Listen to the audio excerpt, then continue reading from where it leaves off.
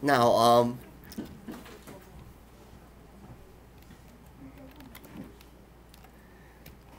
okay, so as I say, there are 4 common operations that generally apply to every distribution, which is the D, P, Q, and R. And I know it's very difficult to remember it in the first encounter, so I'll try to do some elaboration on these 4 types of functions. Okay. So the first function is the D function, right? So as I say that if you want to use this functional form, after the later you put the distribution name, right?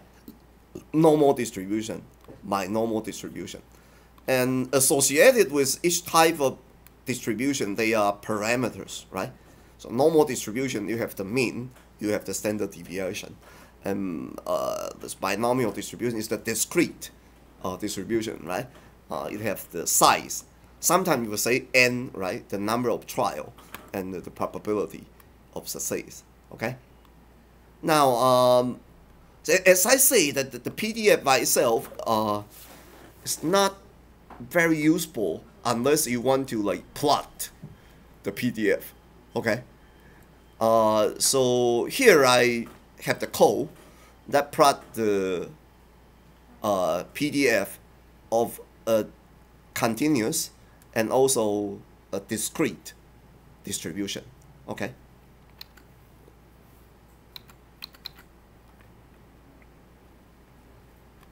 Remember that? Actually, all of the theoretical distribution, they are dealing with numerics, okay? But this numeric distribution could be discrete or could be continuous. Let me say it again, this is very important, okay?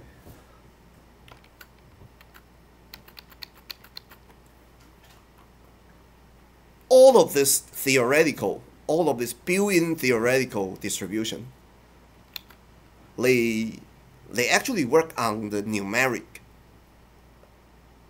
right? Because variable, it has to have value, right? Okay, so all of that built-in theoretical, I should say most majority of the built-in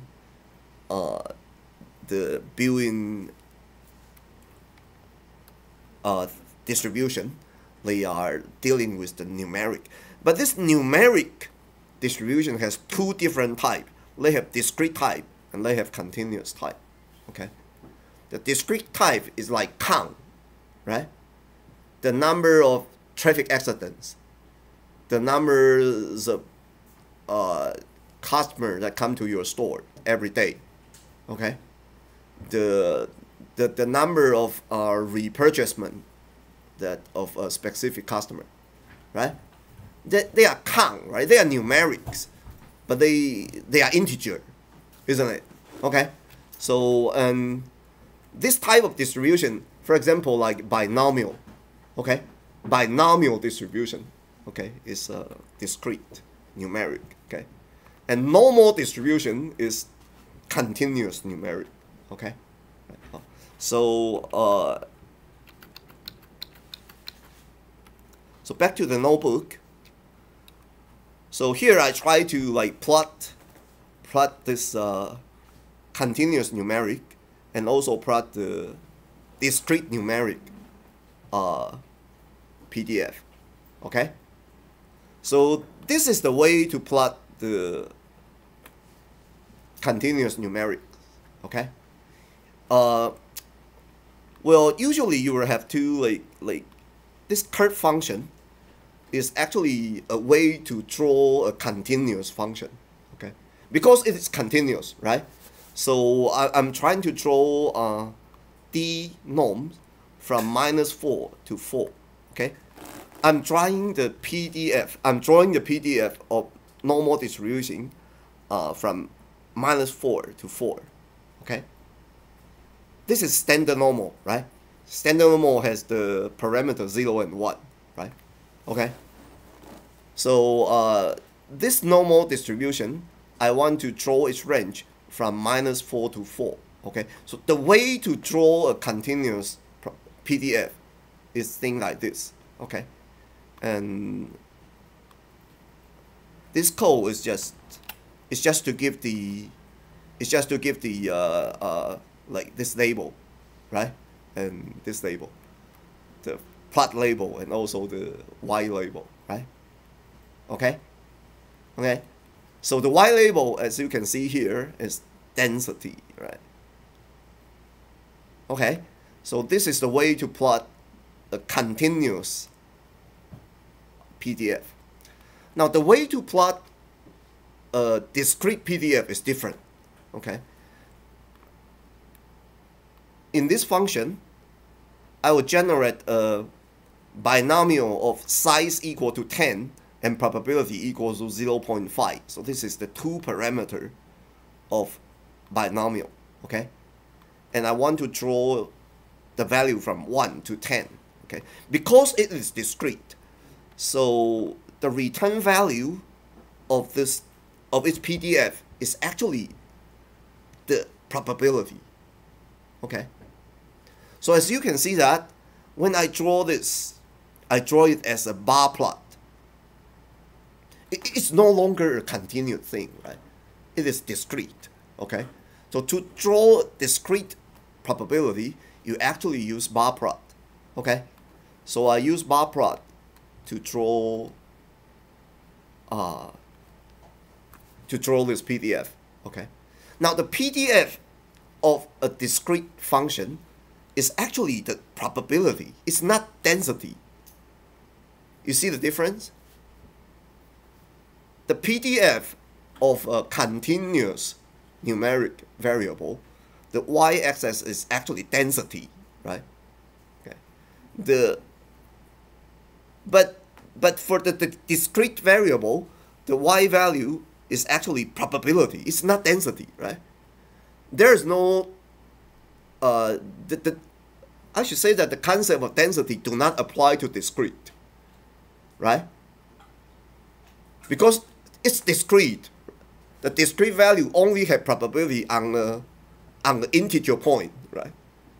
So the idea of density do not apply to discrete type of variables. Okay, so when you draw this discrete type of variable, you should use bar plot. Okay, and the y-axis is actually probability. You get my point? Okay, so PDF, well, usually we use the P function. So sorry, usually we use this D function to draw the PDF. Okay, and the way to draw a continuous PDF is different from the way to draw a discrete PDF. Okay, and in PDF you actually draw the probability. Discrete PDF you draw the probability, and for continuous you actually draw the density. Okay, two things are different. Okay, so I know that it's like kind of confusion. Okay, so so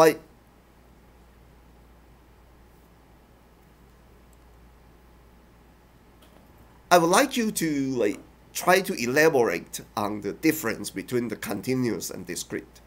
Okay, so if you look at their mathematical form, okay, I should say the shape. Okay, mathematical form is like kind of scaring. The shape. It's only to look into the shape of the PDF. The continuous has continuous curve, right? That's why we call it continuous, right? And the discrete is actually only has the value on a specific integer point, right? Okay, they are all numeric.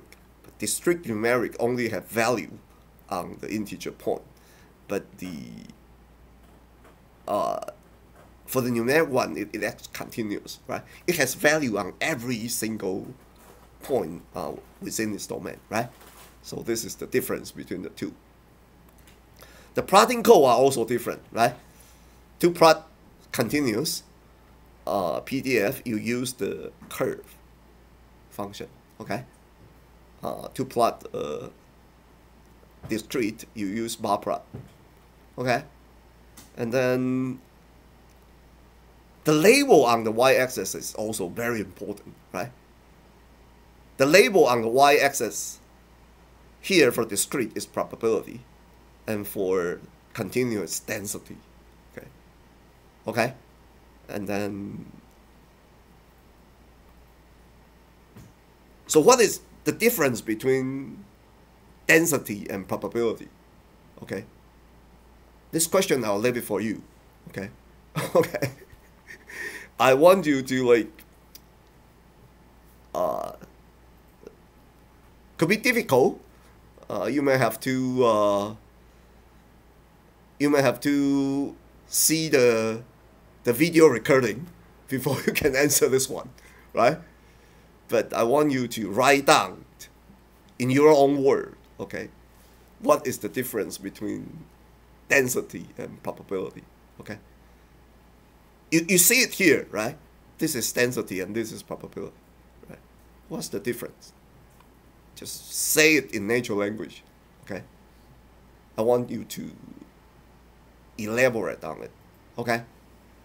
Okay, so this thing is your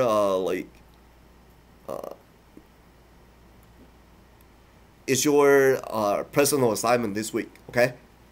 Just try to answer the question. And then we can do some exercise, right? For example, if we want to acquire the probability density of standard normal distribution at -3 to 3. Okay? So,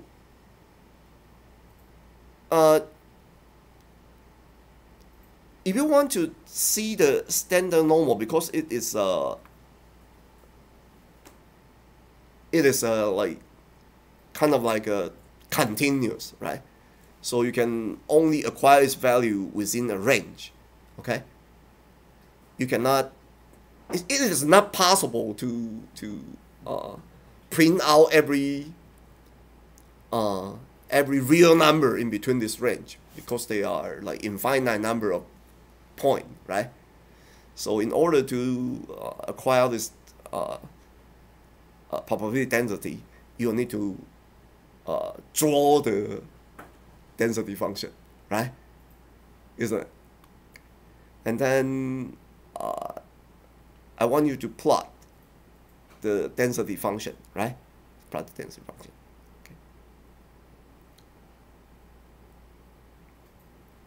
Okay. Okay. Here is to acquire the value. So let me try to do it for you.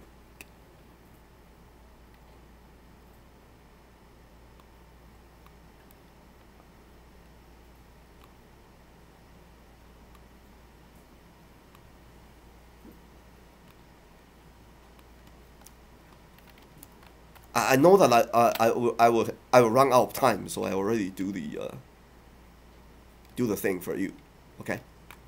So in order to acquire the probability density of standard normal 0, 1 from -3 to 3, right? You do it this way, right?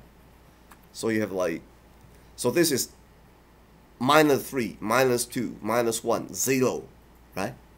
And 1, 2, 3, okay? They are the value at -3, -2, -1, 0, 1, 2, 3, okay? They are the high of the density, right? The density do have a value, but it's not probability. Let me say it again, right? You do see a value on that function, but that is not probability, okay? Okay.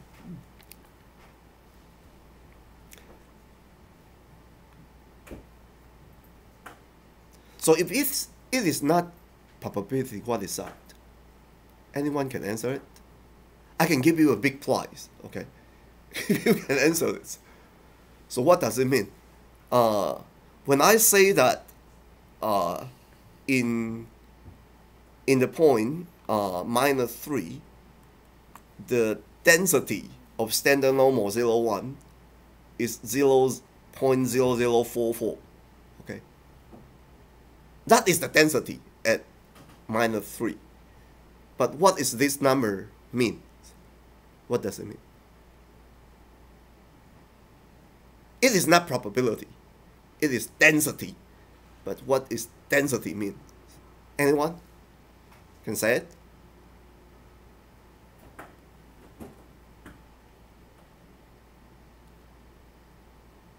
Now let me give you the answer, okay? Let me give you the answer. Because you need this answer to answer this question. Okay, let me give you the answer. Okay. So this thing, this is -2, right? And this is -1, okay? And this is 0, right? Okay.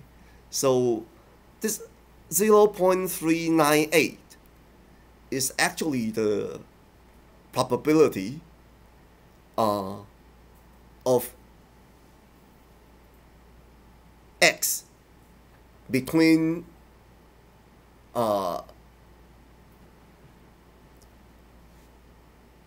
see, even me, I cannot do it very very fluently, right? So this is actually difficult. So this is actually the probability per unit of x. Okay, density is the actually, okay, let me say it again. Density is the probability per unit of x. Okay, so it means that around 0 per unit of x carry 0.398 probability. Okay, which means that between between -0.5 to 0.5, okay, the probability are 0.398. Okay, let me draw it this way.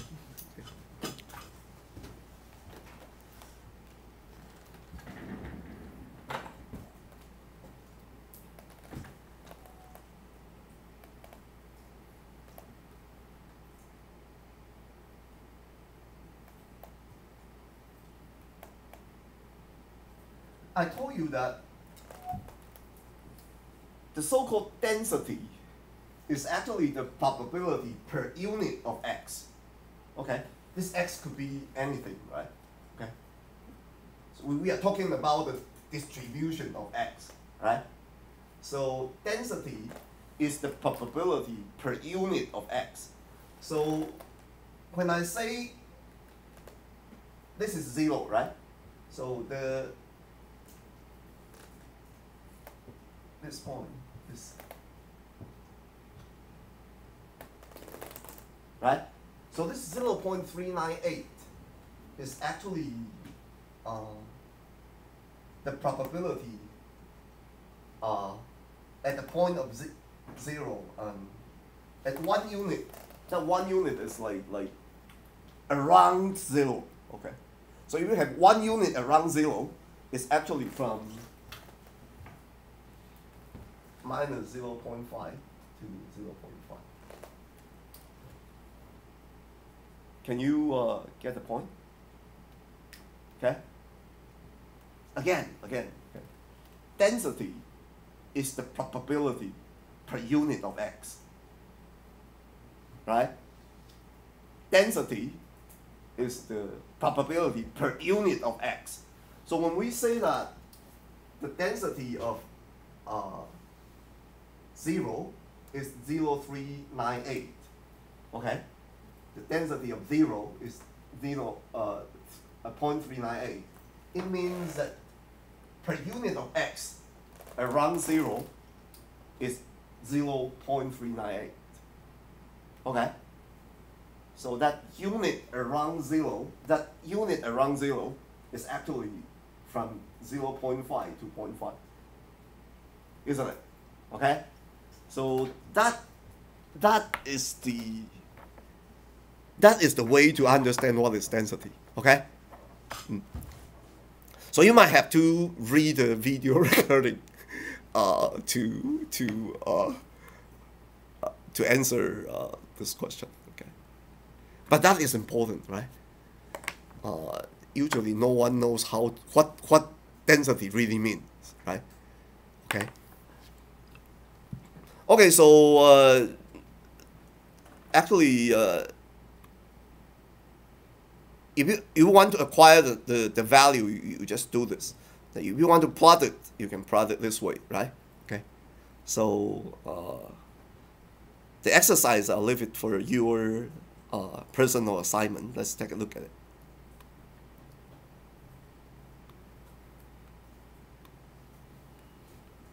So the first thing is to acquire the density, right? From in R, this means -3, -2, -1, 0, 1, 2, 3. Okay, so you have like 7 numbers, and then I want you to plot it. Okay, make a plot on normal distribution. I want you to plot the probability density of normal distribution, right, at this sequence. Okay, so I want you to plot it with some plotting parameters.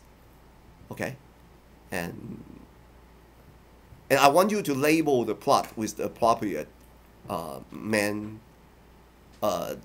plot title, and also the title of X and Y axis. Okay, the answer is something like this. Okay. Okay.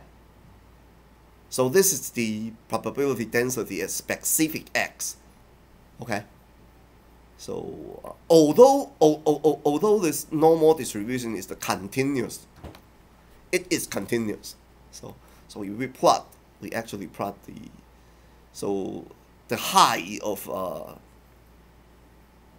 of this bar is actually the density, and the density means, as I say, the probability per unit of X, right, around 80. Okay, and here is the density of 70, which means the probability of X around 70, right, per unit of X around 70. Okay. Okay. So I leave the rest of exercise for you for the personal assignment. Okay.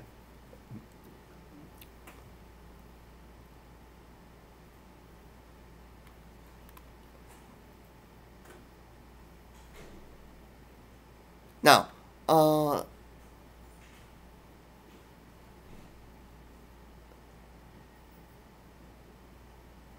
so if you have any question about this when doing this assignment, you can go to the TA session, or you can also use the Facebook to ask me question. Okay. Now let's go to because of time, right? Let's go to the P functions. Okay. Actually, the P function is more useful. I mean, practically, it is more useful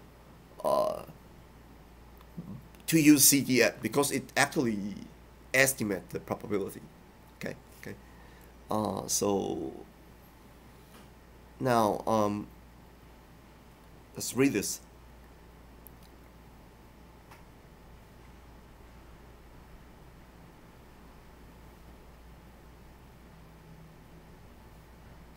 So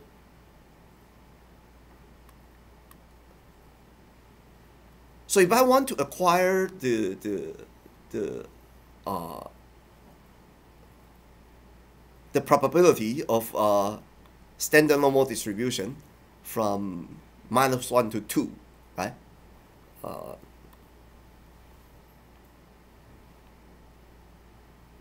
I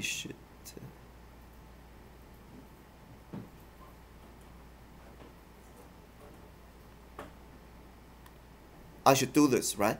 I want to estimate the probability from x1 to x2. Okay, so I should use the CDF x2 minus CDF x1. isn't it? Right? So, but by the way, you already learned this from your probability course, right? I mean, the way to calculate probability from CDF, you should already learn it, right? Have you?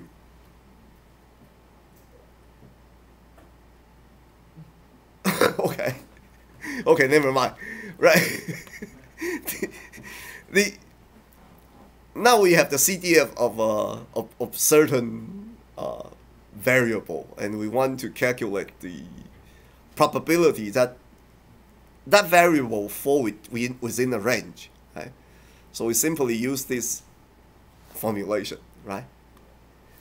We use the CDF x2 to minus CDF x1. So here, in this in this point, if we want to, like, because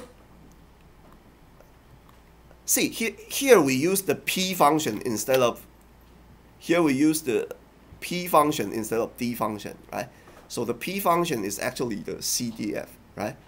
So it's a CDF2 minus CDF minus 1, right? Since that CDF x2 minus CDF x1. So you can calculate the probability that x fall within this range with CDF, right? So it would take some time to get used to this type of things, but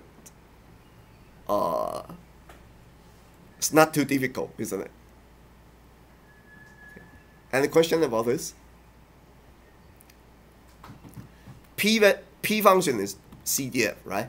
So if you want to calculate the probability between 2 and minus 1, you actually use this CDF to minus this CDF, and then you'll get the value. Okay? So there are some exercise left for you. Okay? So see, the interval from minus infinite to minus 3 is actually just this, right? Because the CDF is integrate from the left tail, right? And for normal distribution, the left tail is, because it's long tail, right? Okay, the left tail is actually starting from the negative infinite, right? From the negative infinite to 3 is actually just this thing. So again, I will leave this exercise for you. This is standard normal, right? So for standard normal, you don't need to put on the parameters. Okay? If you take a look at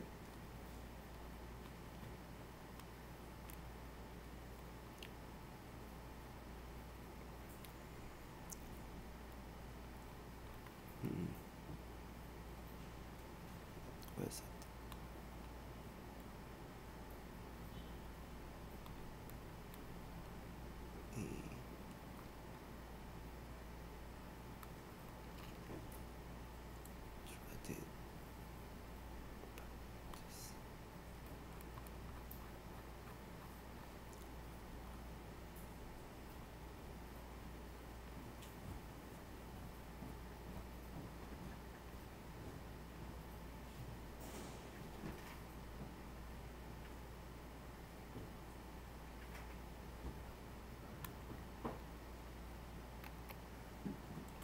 If you see the online help for D normal, right?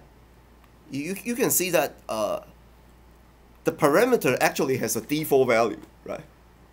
And for normal distribution, the default value is 0 and 1, right? So for standard normal distribution, you actually don't have to specify this thing, right? As we can see here. This is standard normal, so we don't need to specify. If you do not specify the mu and standard deviation, it would default to 0 and 1, right? That's standard normal, right? And in this exercise, I'm asking you normal distribution of mu100 and SD50, right? So in this case, you will need to provide the parameters, right? Because it's no longer the default, right? And I think for the rest of the exercise, I'll just leave it to you. Okay? Get it? Okay.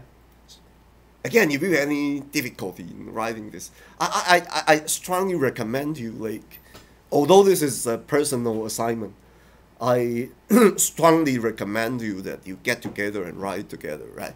It's easier, right? Okay. Now, there's a simulation, right? Okay. Actually, I can.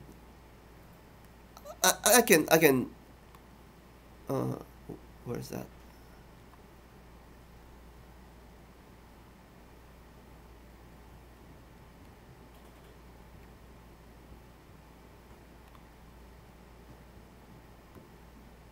So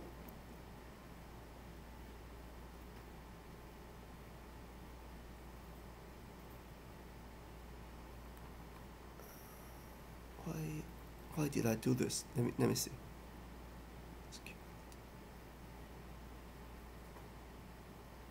Let's skip the simulation part, okay? Okay, because it could be too difficult for you to do the simulation, and it will take a long time. Okay, so let's skip this simulation part. Don't do it. Okay, just skip it. Okay.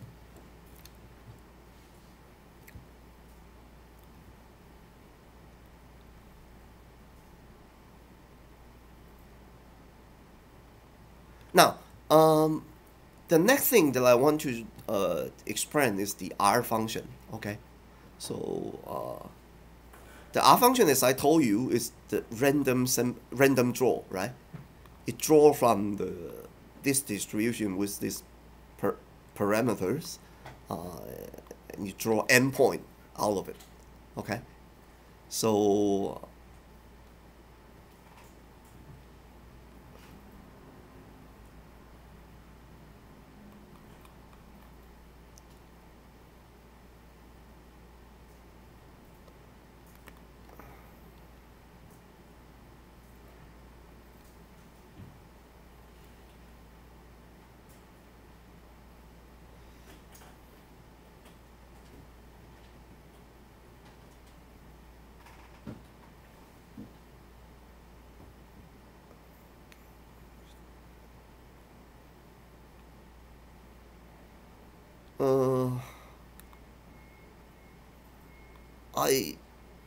I believe that these things are too difficult for you, so let's just do it for this notebook. Let's just do the exercise here, and for the rest of the notebook, just don't do it. Okay, don't do it. I hope that I have the time to cover it for you, but actually, I think that they are too difficult for you to do that.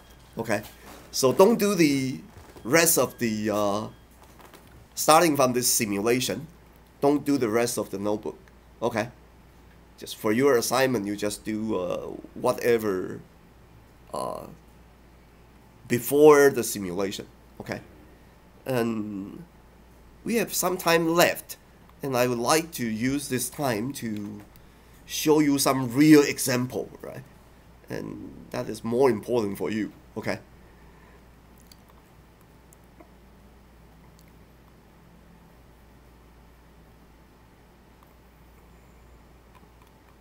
but don't worry about the simulation things. I think up to this point, you should have enough of knowledge to use this operational function to do some business decision. Okay, so let me show you some real example and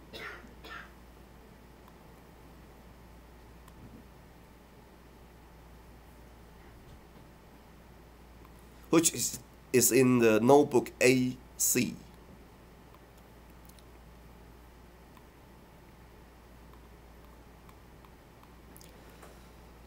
So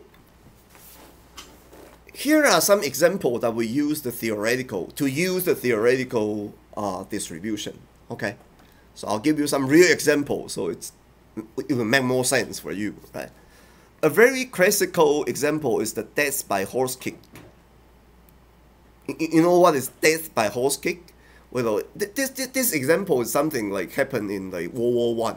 Okay, it's a very long times ago, and still this example is very popular in statistic notebook in statistic textbook. Okay, some of you might already see this before, right? Because it's very famous and still used in today's statistic notebook textbook. Okay, so we have a data set. Okay, the data set is the number of events per year per corpse. Corpse is a military unit. Okay, it's a big military unit. So the data that we have is the number of events per year per corpse. Okay, so they are 109 times. There's no event. Okay, no death event. Okay, they are 65 times. There's one event. Okay, and they are 22 times. There are two events. Okay. So the way we gather the data is that at the end of every year, right? So every corpse will report that within that year how many deaths, right, happen in their corpse, right? So we have a lot of corpse. We have a lot of years. Okay. So after every corpse report their death per year, then we can have this data set. Okay, so the data set is very simple, right? It just tell you that the number of events per year per corpse is in this distribution. Okay, so this distribution is actually the number of deaths by horse kick per year per corpse. Okay, this is the data. Now the first thing is to determine what kind of distribution is this data. Okay, because we have many kinds of discrete distribution, right? We do not know which type of distribution it is. Okay, so we have to do some trial and error. Okay, the first thing that if you get one of this data, what can you do? The first thing is you need to determine what type of discrete distribution it is. It could be, looking at this number, it could be binomial. Okay, it could be Poisson. It could be negative binomial. It could be geometry. Okay, they are different type of. They are all discrete, right? So this series of number could be any one of them. So the first thing is you need to determine what kind of distribution it is. Okay, so we kind of like we can use this function called good fit to do this, right? You give it this is just a vector, right? Okay, huh? You give the vector to this function, and you just guess. First of all, we guess it is Poisson, right? Okay. So if we do it this way, the good fit function will return an object, and you can see the summary of this. This is actually the result of the test. Okay. You will try to test with this hypothesis that the data fit Poisson. Okay. I told you we guess, right? We don't know. We don't know whether it is Poisson. So we use this function to test whether it is Poisson. Okay. So you then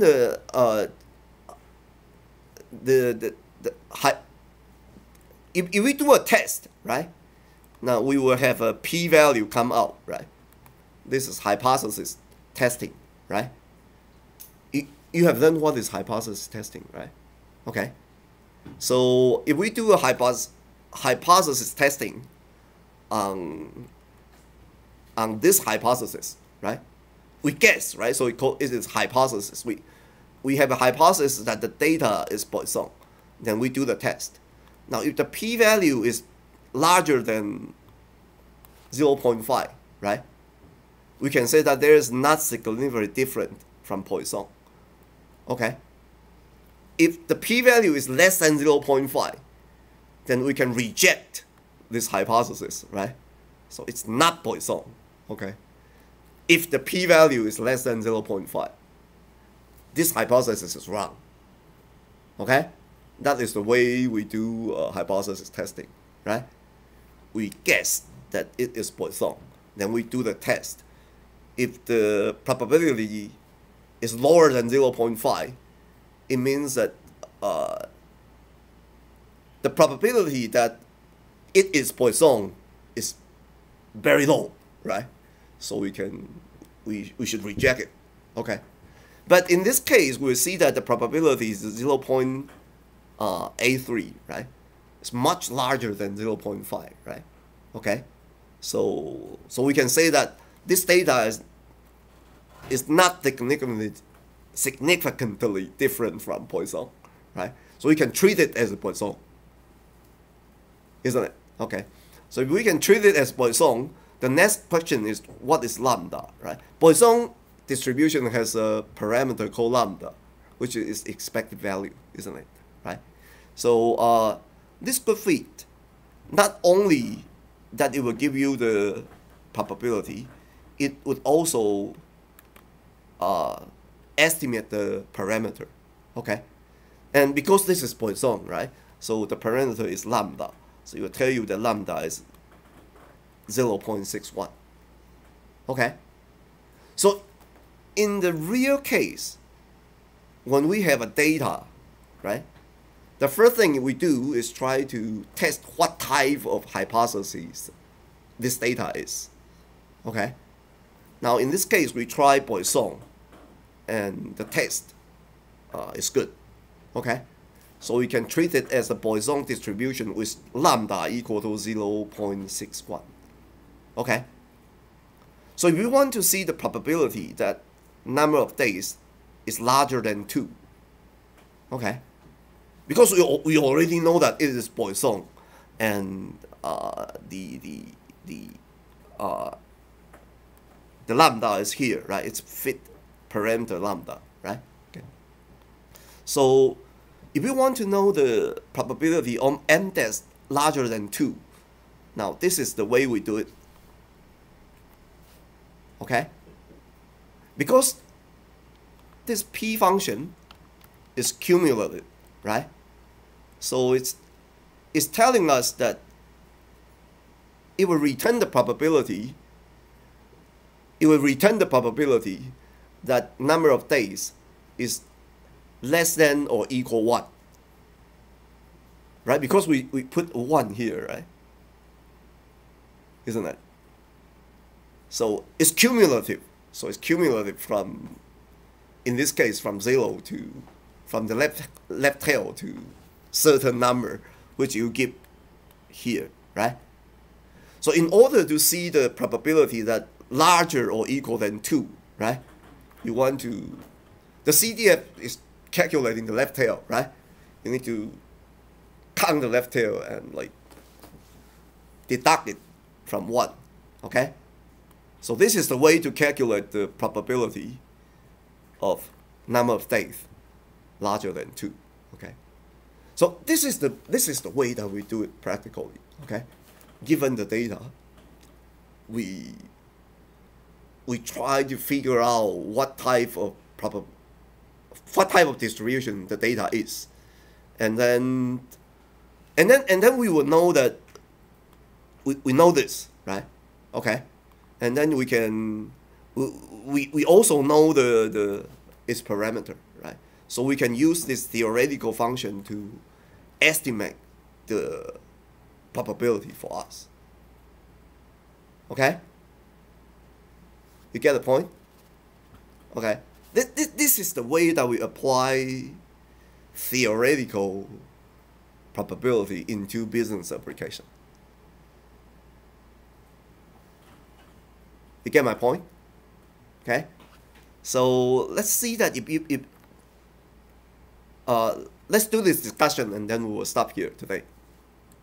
So if you are in insurance company, you want to design a policy for death by horse kit, and you need to know the probability that number of days is larger than 5. Okay, it's larger than 5, which means 6, 7, 8. Okay, you are an insurance company, so knowing this probability is important to you. Okay, so if you look into the data, I mean, if you look into this data, how can you tell the probability that is larger than 5? You cannot, can you? But it does not mean that there is no probability that the end of days could happen, right? It could happen. It has a probability. But you cannot see the probability directly from the data. Can you? You cannot, right? That's why you want to use the theoretical distribution to help you, right? Okay. You see the logic? Okay. In practical, we have data, but this data is just a sample, right? It's not every case, right? There are probability that number of days could be 5, could be 6, could be 7, but we cannot see it in our sample because it's too rare. Okay, but as an insurance company, this probability is important, right? Okay, so how can we calculate?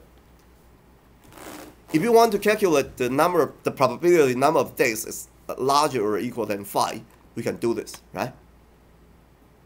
We deduct the probability that end days is, right, equal or less than 4, right?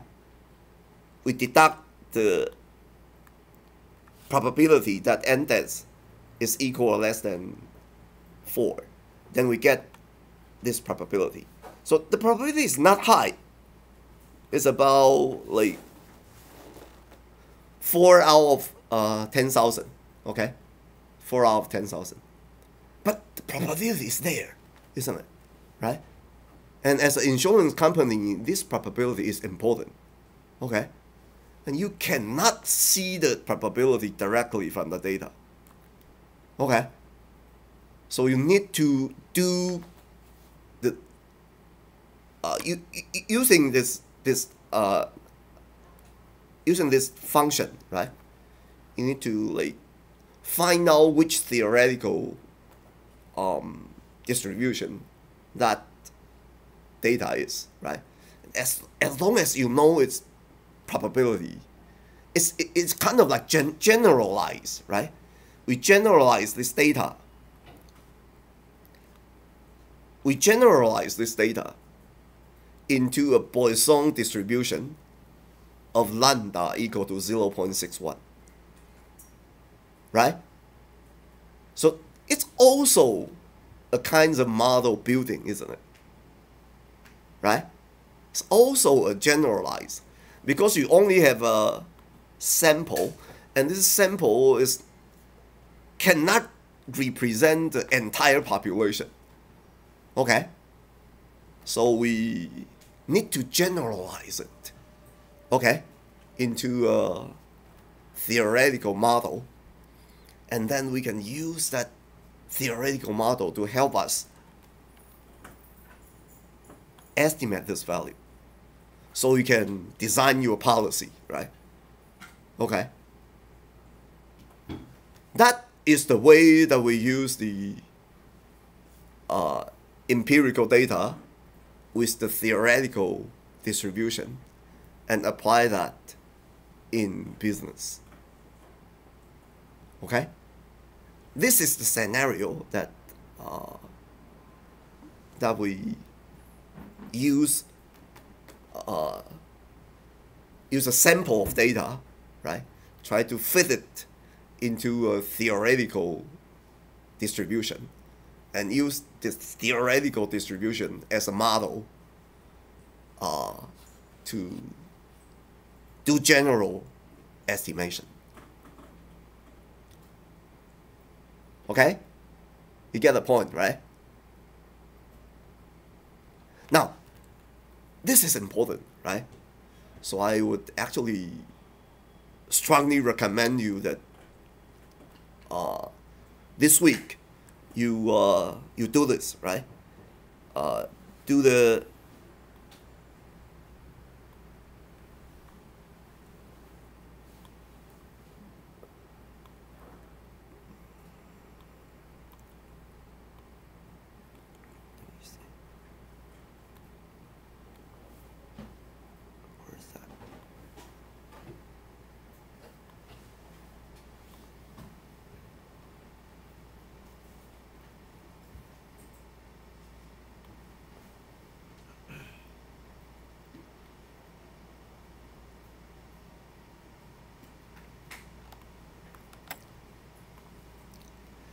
So this week your personal assignment is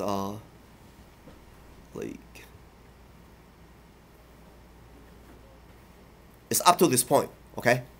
Don't do the rest of it because it's they are kind of too complicated for you, I think. Okay, so and as long as you can answer this, do this exercise, you should be able to understand what I have said in this real case. Okay? So this week, do your homework assignment and try to review this case again. Okay? Watch the video recording for the last 15 minutes. Okay? Watch this again because this is the important thing. This is why you want to learn the theoretical distributions. Okay? It's because that in business, the data we have is only a sample. And you have to fit that data into a theoretical distribution and use that theory, use that distribution as a model to make general estimation. Okay? Data, theory, model, and general estimation. Okay? That is the point. Okay? And that also, that is kind of similar to the old faithful things that we do, right? Isn't it? Right? So, that's all for today. Any question on today? You can. Today we will stop our class here, and then if you have question, you can leave here. I can discuss with you. Otherwise, I will see you next week. Okay. Okay. So class dismissed. I'll see you next week.